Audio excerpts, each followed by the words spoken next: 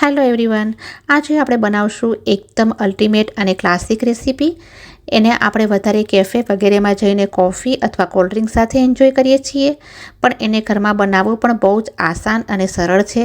Simple basic recipe છે, બાળકોની favourite છે અને ઘરમાં પાર્ટી હોય તો સ્ટાર્ટરના રૂપમાં પણ તમે એને રાખી શકો છો. તમે ખાશો તો એવું લાગશે કે તમે પિઝાથી પણ સરસ વસ્તુ ખાઈ રહ્યા છો.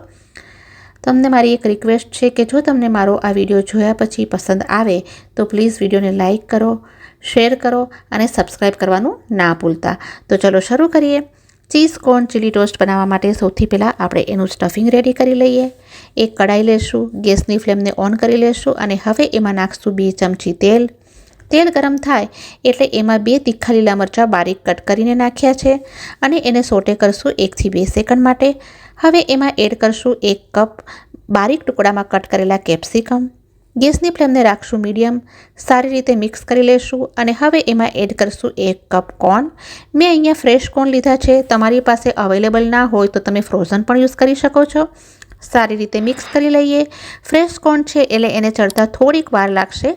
એને કવર કર્યા વગર જ આપણે એને કૂક કરવાના છે.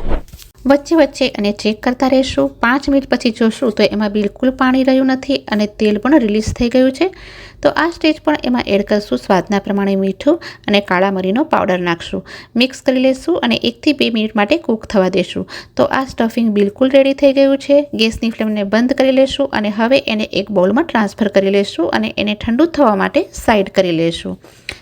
કેફે જેવો ટેસ્ટ અને લુક આપવા માટે મેં અહીંયા જમ્બો સાઇઝની બ્રેડ લીધી છે, જે બહારથી થોડી હાર્ડ હોય છે અને અંદરથી સોફ્ટ હોય છે. આ બ્રેડ માર્કેટમાં ઇઝીલી અવેલેબલ છે અને એને હવે સ્લાઇસ બનાવી દઈશું.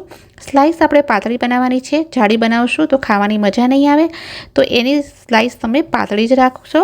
એની ઉપર આપણે બટર, ચીઝ અને સ્ટફિંગ મૂકશું તો એકદમ કેફે સ્ટાઇલ ટોસ્ટ બનીને તૈયાર થશે. હવે આપણે બ્રેડ પર લગાવવા માટે ગાર્લિક બટર તૈયાર કરી લઈએ. તો એના માટે મેં અહીંયા સોલ્ટેડ બટરની એક સ્ટીક લીધી છે. જો સોલ્ટેડ બટર ન હોય તો તમે નોર્મલ બટરમાં પણ થોડું મીઠું એડ કરી શકો છો. અરાઉન્ડ અડધો કપ જેટલું બટર થશે અને એને પીસીસમાં કટ કરી લીધા છે. મેં અહીંયા 5 થી 6 લસણની કળીને ગ્રેટ કરી લીધી છે, એ પણ એની અંદર એડ કરશું. ઇટાલિયન સિઝનિંગ એડ કરશું. બધા સિઝનિંગ તમે તમારા ટેસ્ટને એકોર્ડિંગ એડ કરી શકો છો. હવે એમાં એડ કરશું ડ્રાય ઓરેગાનો. તમે એની જગ્યાએ મિક્સ હર્બ્સ પણ લઈ શકો છો. કાળા મરીનો પાવડર લેશું અને રેડ ચીલી ફ્લેક્સ નાખશું. હવે બટરને આપણે માઇક્રોવેવમાં ગરમ કરી લેશું. તમે એને ગેસ ઉપર પણ ગરમ કરી શકો છો. તો અહીંયા મેં બટરને રેડી કરી લીધું છે અને એને હવે લગાવશું બ્રેડ ઉપર. હવે અહીંયા બેકરી ટ્રે ઉપર પાર્ચમેન્ટ પેપર લાઇન કરી લેશું અને આપણે જે બટર રેડી કર્યું હતું તે બ્રેડની સ્લાઇસ ઉપર અપ્લાય કરી લેશું. અને બીજી બાજુ મેં ઓવનને પણ ગરમ કરવા માટે મૂકી દીધું છે. ત્યાં સુધી આપણે બધી સ્લાઇસ પર બટર અપ્લાય કરી લઈએ. તો તમે જોઈ શકો છો કે બધી સ્લાઇસ પર મેં બટર અપ્લાય કરી લીધું છે. હવે આપણે એમાં 1 થી 2 ટેબલ સ્પૂન જેટલું સ્ટફિંગ તૈયાર કરીને રાખ્યું હતું તે નાખશું અને લાસ્ટમાં નાખશું ચીઝ. મેં અહીંયા મોઝરેલા ચીઝ લીધું છે. તમે તમારી પસંદગીનું કોઈ પણ ચીઝ નાખી શકો છો.